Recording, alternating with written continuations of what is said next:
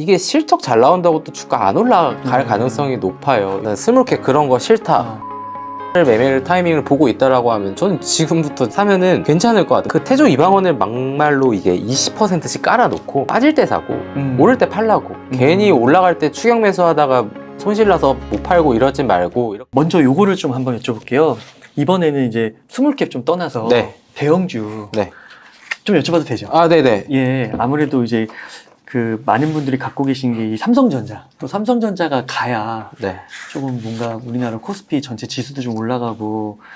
근데 이제 이 삼성전자가 또 신저가를 네. 기록했더라고요. 삼성전자 좀 어떻게 보시고 이게 반등에 성공할 수 있을지 어떻게 보세요? 사실 당연히 올라갈 수밖에는 없는데 너무 뭔가 식상한 얘기고 뭔가 계속 이런 얘기들이 이미 많이 나왔었는데 지금 상황을 한번 보면은 삼성전자가 시적으로 보면은 사실 그렇게 마이너스 될 건 없는데 그 외부의 환경이 정말 안 좋은 환경이에요. 첫 번째로 투자 심리가 안 좋죠. 환율이 높으니까 삼성전자를 그냥 개별 주식으로 봐야 되는 게 아니라 이거는 뭐 외국인의 투자에서도 굉장히 중요한 포지션을 차지할 수밖에 없고 우리가 단순히 펀드를 가입한다 해도 삼성전자의 비중이 제일 높을 수밖에 없기 때문에 여러 가지 뭐 패시브 요인까지 봐야 되는데 지금 삼성전자의 외국인 보유 비율이 아마 이 또한 사상 지금 최저치일 걸로 제가 네. 알고 있거든요. 그러한 환경이고 최근에 또 얘기가 나오는 게 인플레이션 높아지고 사람들이 이제 또 돈을 많이 안 쓰니 수요가 감소를 하고 근데 수요도 감소한 것도 안 좋은데 수요가 감소한다는 거는 또 가격도 하락이 될 수 있기 때문에 이게 좋은 환경인가? 그럼 업황 저번에 이제 골드만삭스인가요? 제목이 이제 윈터이죠. 겨울이 계속 반도체 겨울이 지나가고 있다 하는데 그럼 그게 언제 도대체 지나가냐라는 걸로 봤을 때 외국인들은 좀 그런 부분들을 이제 매도로 좀 대응을 하다 보니까 결국 내려갈 수밖에 없는 거고 매매 동향을 보면은 개인 투자자분들의 매수세가 계속해서 보는데 근데 사실 저는 이거 하나를 좀 여쭤보고 싶은 거는 삼성전자를 산 이유를 크게 두 가지 경우의 수를 놓고 보면은 단타하시려고 산 건 아닐 것 같아요. 네. 그러면은 결국은 단기적인 주가보다는 그래도 최소 중기는 봐야 된다라는 생각을 하시고 들어가셨다면은 이걸 한 번에 몰빵을 하는 게 아니라 분할의 매수를 관점으로 들어가야 됐었던 거고. 아, 그러면 대표님 그 스몰캡 같은 경우는 네. 약간 좀 더 그 투자 그 기간이 좀 더 짧아야 되는 건가요? 중기보다? 그게 이제 말씀드린 뭐 텐베거라는 게 아까 말씀드렸던 것처럼 그쵸, 결국은 그쵸. 중장기로 봐야 된다라고 한다면은 단기간에 짧게 들어가는 것도 사실 그것도 다 다른 것 같아요. 사실 스몰캡 종목이 뭐 저도 예전에 뭐 베셀이라는 종목을 보고서로 정식 보고서로 냈었을 때 시총 360억이었어요. 그때 와, 진짜 작다. 그때 진짜 뭐 흔히 표현하는 게 시총 막 1000억 이하거나 주가가 1000원 이하면은 뭐 속된 말로 뭐 잡준이 막 이런 얘기를 많이 하잖아요. 근데 그 뒤에 UAM 얘기들이 나오면서 시가총액이 1000억까지 갔었거든요. 한 두세 달 만에.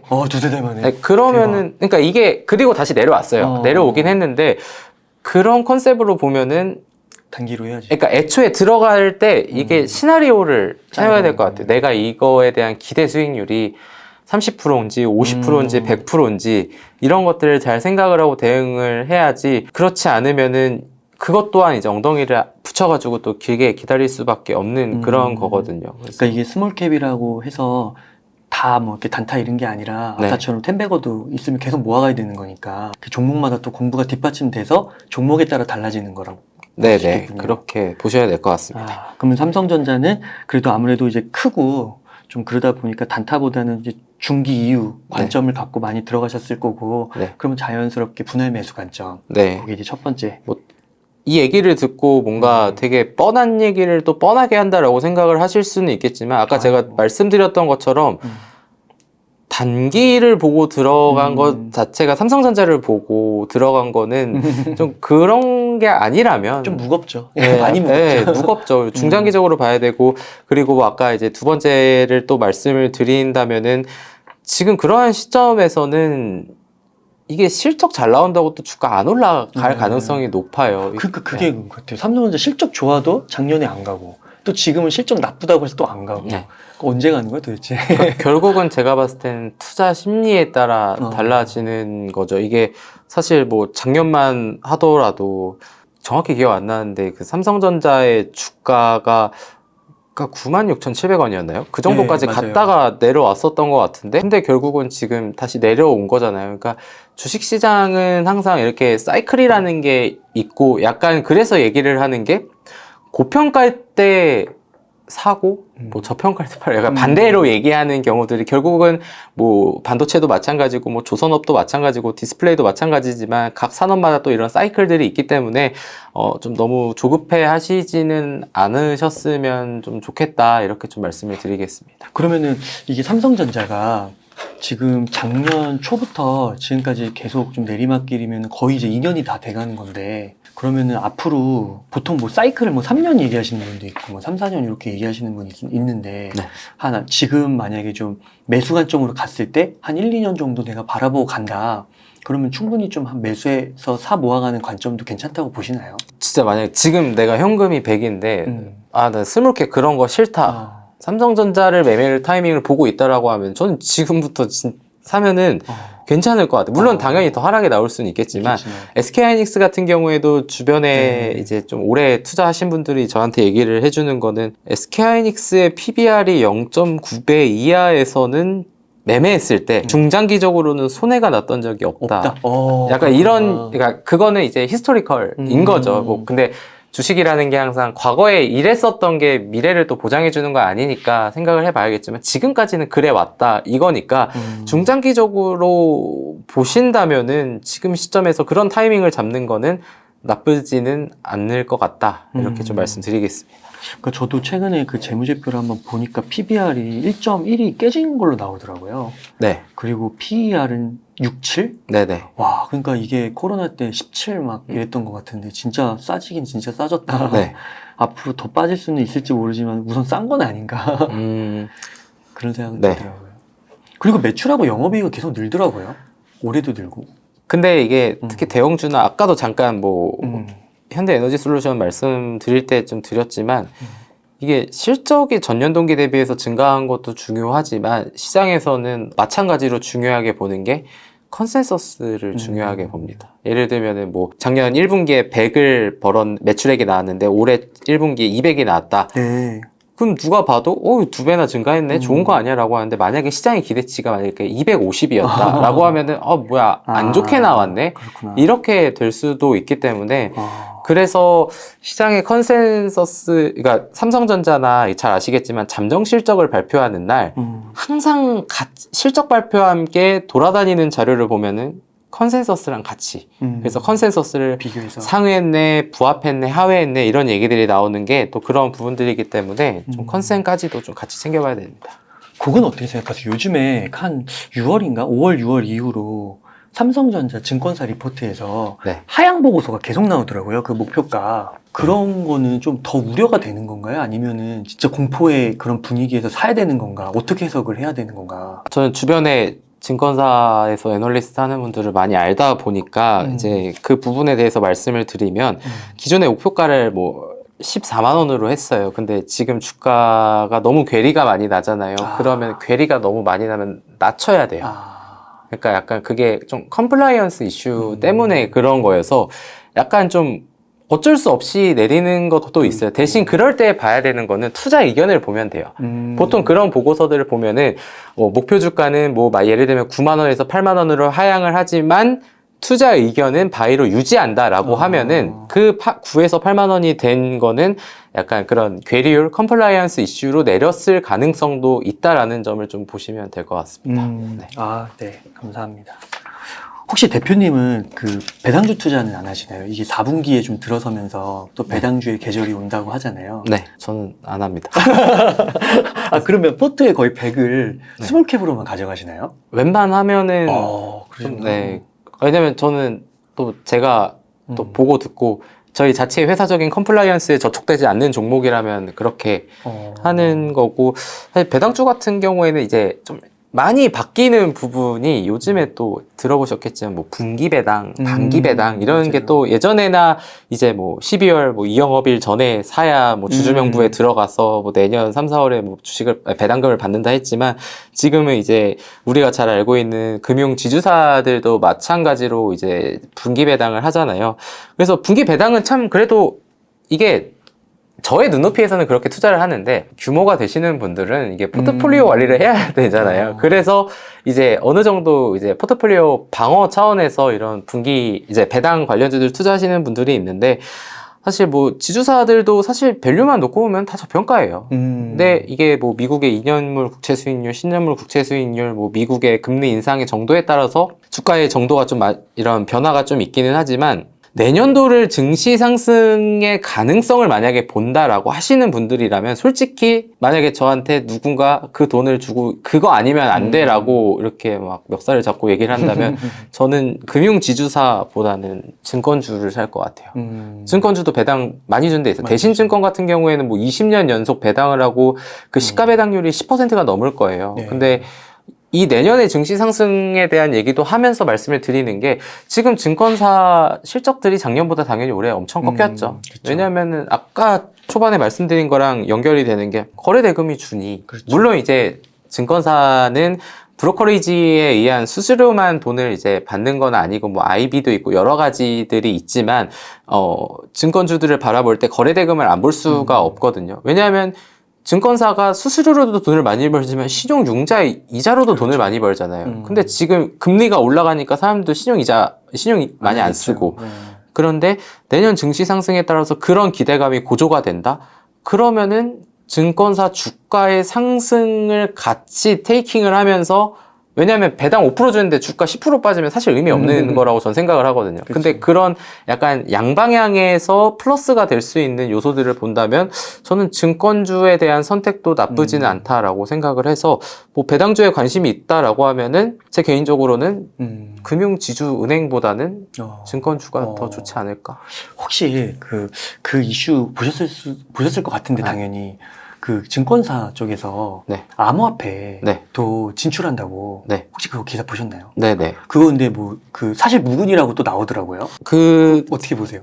제 생각에는 네. 일단 지금 이렇게 규모를 만들고 우리가 잘 아는 대형 증권사들의 기준에서는 뭐 제가 뭐 거기에 이런 뭐 임원이나 이런 건 아니지만 금융 당국의 이러한 기조를 쉽게 거스를 수는 없어요. 그러다 보니까 일단은 뭐 요즘에 근데 또 암호화폐도 많이 하락을 가격이 하락하다 보니까 그리고 뭐 최근에 어떤 데에서는 뭐 또 그거와 관련된 또 영상 다큐도 좀 나왔더라고요. 그런 부분들로 봤을 때 권장을 안 할 수는 없겠지만 하게 되면 증권사도 하겠죠. 근데 그런 부분도 결국은 자체적으로 각 회사에 맞는 이런 것들 뭐 인력도 중요한 거고 네. 뭐 부서 배치도 해야 되고 어떻게 해 나가야 되는지 사업 계획까지 다 세워야 되는 부분이기 때문에 앞으로는 하게 되지 않을까라는 생각이 들겠지만 그러면 또 반대로 생각해야 되는 게 그럼 기존의 암호화폐 이런 거래소들이 가만히 있을까?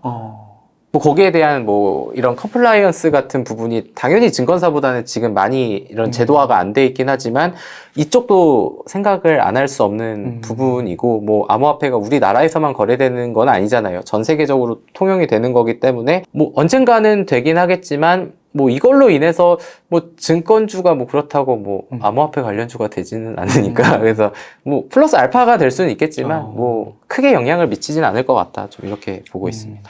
그래서 증권주도 만약에 이제 암호화폐 쪽에 진출한다고 하면 암호화폐가 또 만약에 뭐 메타버스나 뭐 블록체인이나 막 이런 거를 또 어떻게 엮여가지고 네. 또 굉장히 커질 수도 있잖아요. 네.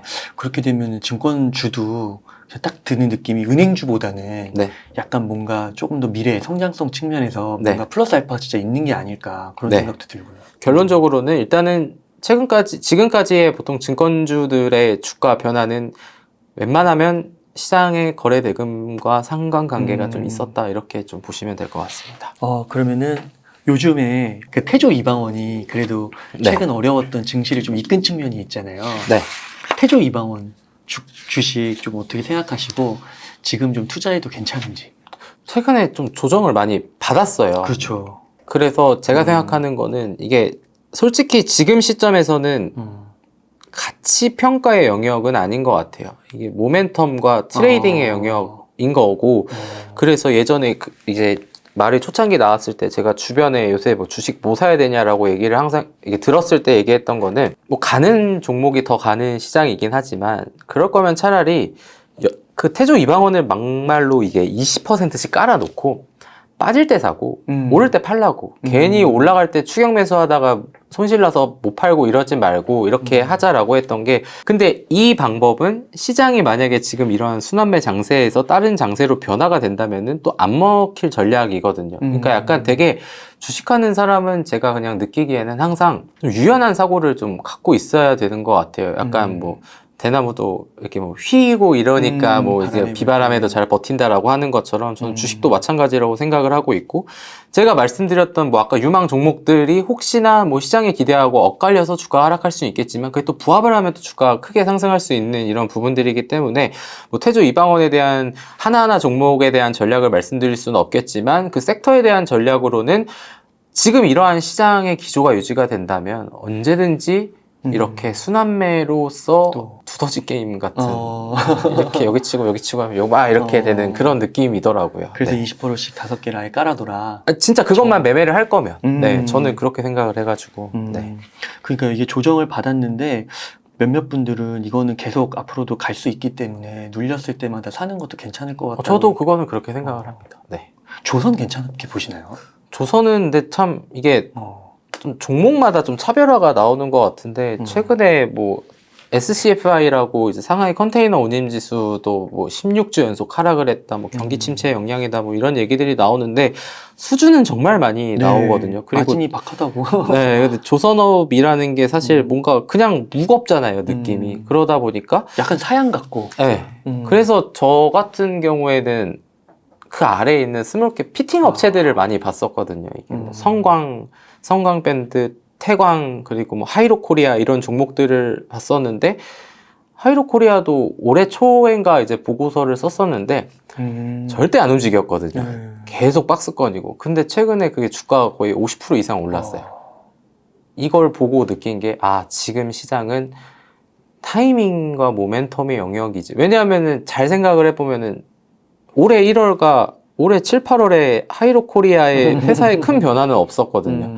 하던 대로 잘하고 있고 이때도 좋은 회사였고 이때도 좋은 회사였는데 지금이랑 이때랑 바뀐 거는 그 모멘텀이라는 약간 윤활유 같은 게 투자자들한테 이제 전달이 되니 주가가 상승을 한 거기 때문에 뭐 조선 업황에 대해서는 그래도 뭐 긍정적으로 조선 애널리스트 분들이 많이 좀 얘기를 해 주시지만 중장기적으로는 제 개인적으로는 포트폴리오에는 많이 담지는 않을 것 같아요. 그러니까 조선 같은 거는 참 투자하기가 초보자분들일수록 좀 쉽지가 않을 것 같아요.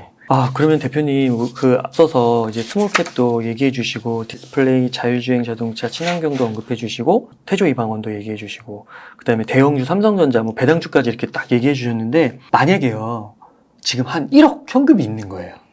생겼어. 있어. 그러면은 어떻게 투자하시겠어요? 주식 안 물려 있나요? 예. 그러면 그러면 그 물려 있는 걸 좀 조정했다 치고 물타기 한다 했을 때 일단 제가 생각했을 때는 뭐 솔직히 채권이나 금이나 원자재나 암호화폐는 저는 약간 모르는 건 안 건드리는 성격이어서 그거 제외하고 주식으로만 보면은 좀 유연하게 50에서 70%는 주식을 살 것 같아요. 그런 돈이 생기면. 나머지는 좀 50 전후로 50에서 70 사이로 비중 조절을 할 것 같아요. 왜냐하면은 이거는 저는 약간 진리 중에 하나라고 생각하는데 만약에 시장에 대한 비관론자가 지수를 하락한다고 생각하고 주식을 만약에 안 살 거잖아요. 그럼 주식 계속 하락해요.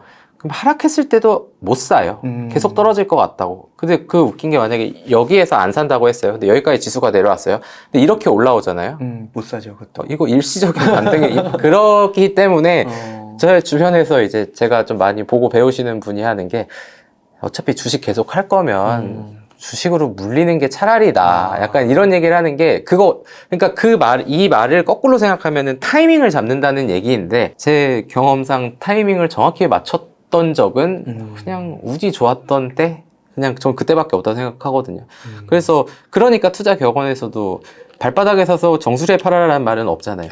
무릎에 서서 어깨에 팔아라라고 하는 게 저점 고점을 다 잡기 힘든 거를 비유한 말이 아닐까라고 생각을 해서 좀 유동적으로 좀 대응을 하셨으면 좋겠습니다. 그러면은 한 뭐 50에서 70% 주식을 갖고 있으면 한 50% 현금 갖고 있는 건가요? 그렇죠. 나머지는 현금. 그렇게 해서 유연하게. 이거 생긴 거잖아요. 그러니까 이렇게 사고 물리면은 이제 또 뭐 봤을 때 괜찮으면 이제 물 타는 거죠? 네. 나머지 현금으로? 약간 2차 보험이라 생각하고. 그러니까 약간 이 전제는 뭐 말씀해 주신 것처럼 이렇게 생겼다라는 가정을 하고 말씀을 드린 거고, 기존에 있던 분들은 아까도 말씀드렸던 것처럼 조정, 이제 집중. 선택과 집중이 중요하다라고 좀 보고 있습니다. 지금 시점에서는 컨셉을 딱 두 가지로 잡아야 될 것 같아요. 진짜 안 오른 종목을 살 것인가, 올랐었던 종목이었는데 조정을 받을 때 살 것인가, 이 컨셉으로 가야 되는 것 같아요. 그래서 뭐 예를 들면 5종목을 산다라고 하면은 뭐 한두 종목 정도는 뭐 아까 말씀드렸던 이런 디스플레이 같은 안 오른 종목. 근데 시장은 오르는 종목이 계속 가다 보니까 나머지 종목들은 약간 조정받는 이런 쪽으로 가는 게 괜찮지 않을까, 좀 이렇게 보고 있습니다. 여기에 혹시 삼성전자는 안 들어가나요? 저라면 저는 스모캔만 하니까 그렇긴 한데, 근데 진짜 좀 여유 자금이고 업무 바쁘시고 하신 분들이라면 삼성전자를 넣어도 되죠. 근데 저는 약간 이게 이쪽보다는 이쪽을 너무 많이 보다 보니까 저는 그렇습니다. 네. 그 삼성전자 아까 그 전고점이 한 96,000원 정도라고 네. 요거라고 한번 본다면 네. 이게 언젠가는 이거를 뚫고 올라갈 거라고는 보세요? 언젠가는 뚫겠죠. 네. 근데 지금은 솔직히 이제 주변에도 막 주변에 주식 하신 지 얼마 안 된 뭐 또래 친구들이나 이렇게 물어보면은 요즘은 하루 앞도 보기 힘들어 제가 이렇게 얘기하고, 그만큼 변동성이랑 변수가 너무 많다 보니까 그래서 뭐 중장기적으로 그래서 말씀을 드릴 수밖에 없는 거죠. 그래서 네. 네, 대표님 감사합니다. 미처 다루지 못한 꼭 전하고 싶은 메시지 그런 게 좀 있으실까요? 일단 뭐 그 주식에 대한 내용은 다 말씀을 드린 것 같고, 이제 저희 좀 제가 일하고 있는 산업에 대해서만 좀 그냥 간단하게 좀 말씀을 드리고 싶은데, 최근에 시장에서 독립 리서치에 대한 관심이 의외로 되게 많아졌어요. 저도 이제 언론사하고도 인터뷰도 굉장히 좀 많이 하고 있는 건데, 이게 저희가 최근에 독립 리서치로는 최초로 제도권 증권사하고 계약을 체결을 했거든요. 축하드립니다. 근데 이게 네. 우리나라는 독립 리서치가 되게 생소하고 이런데 해외는 진짜 파워풀해요. 그래요? 해외는 미국이나 유럽에는 아예 독립 리서치 협회가 따로 있고요. 주요 고객사가 개인이 아니라 증권사랑 운용사예요. 굉장히 이제 좀 잘 돼 있는데, 근데 우리나라는 사실 예전에도 독립 리서치가 있고 최근에도 있지만 대부분 망했거나 대부분 수익을 못 내는 회사가 많아요. 그게 이제 왜 그럴까를 생각을 해보면 약간 그거거든요. 저한테도 증권사 애널리스트 보고서도 돈 주고 보는데 니네 거를 왜 돈 주고 봐야 되냐? 그러니까 약간 그 지적 재산권의 인식의 차이인 것 같아요. 해외에서의 투자자들은 너가 공들여서 뭐 탐방 갔다 오고 분석한 보고서는 당연히 내가 대가를 지불하고 봐야지라는 인식이 되게 잘 있는데, 우리나라 같은 경우에는 좀 이런 것들이 많이 돌아다니다 보니까 좀 그러한 인식에 대해서, 물론 저희가 뭐 증권사나 이런 데보다 그런 깊이나 전문성이 낮아서 그런 거일 수도 있겠지만 어쨌든 그런 인식들이 많은데, 근데 시장 해외에서 그래서 셀레포트 얘기는 많이 들어보셨잖아요. 근데 우리나라는 거의 없죠. 없는 데는 저는 솔직히 다 이유가 있다고 생각을 하거든요. 근데 어쨌든 근데 해외에서 또 있는 이유가 그게 또 시장에서의 갖는 영향력이 크기 때문이라고 생각을 하고 있기 때문에, 우리나라가 그래도 앞으로 좀 이런 독립 리서치 산업이 더 성장을 해 나간다면은 또 그런 개인 투자자분들을 위한 이런 보고서들이 정말 많이 나올 수 있지 않을까라고 해서 좀 뭐 오늘 제가 이렇게 좀 인사를 드렸는데 한번 잘 기억을 해주셔서 향후에 뭐 저나 저희 회사가 어떻게 좀 커 가시는지 좀 봐주시면 좋을 것 같습니다. 독립 리서치 법인 밸류파인더 네. 이충원 대표님. 네. 자주 출연해 주세요. 네. 그래서 그때마다 네. 잊을만 하면 또 나오셔가지고 네. 시청자분들께 각인시켜 주시면 네. 그런 날이 좀 일찍 오지 않을까. 네, 알겠습니다. 그리고 어떻게 보면은 이 스몰캡, 뭐 독립 연구, 리서치 네. 이런 쪽에 또 한 역사를 쓰실 수도 있잖아요. 아닙니다. 10년, 20년 하면 또 어떻게 될지 모르잖아요. 네. 템백어 나는 것처럼. 네. 뭐 저도 그렇고 저도 주변을 봐도 그렇고 모두가 힘든 시장인데, 사실 우리가 2020년도 물론 그때 지금하고 당연히 경제 상황이 다른데 우리가 2020년도 2월에서 4월까지 그 하락 이후에, 그러니까 고생 끝에 또 낙이 왔다라는 부분을 좀 말씀을 드리고 싶고, 그냥 단순하게 뭔가 희망 회로를 돌릴 수 있게끔 그냥 이런 얘기를 드리는 게 아니라, 결국은 금리 양적 완화가 많이 나왔으면 또 가져가는 거고 또 나중에 또 푸는 거고 이러한 것들이 계속해서 증권시장에 좀 유기적으로 돌아가는 현상이기 때문에 지금 힘드시겠지만 좀 더 힘을 내고 버티고 투자 전략에 이런 차별화를 둔다면은 다시 한번 그것들이 좀 좋은 결과로 돌아올 수 있지 않을까 좀 이렇게 마무리를 짓도록 하겠습니다. 예, 감사합니다. 이렇게 해서 독립 리서치법인 밸류파인더의 이충원 대표님을 모시고 이야기를 나눠봤습니다. 긴 시간 동안 유익한 인사이트 많이 나눠주셔서 감사의 말씀드립니다. 오늘 고생 많으셨습니다. 네, 감사합니다.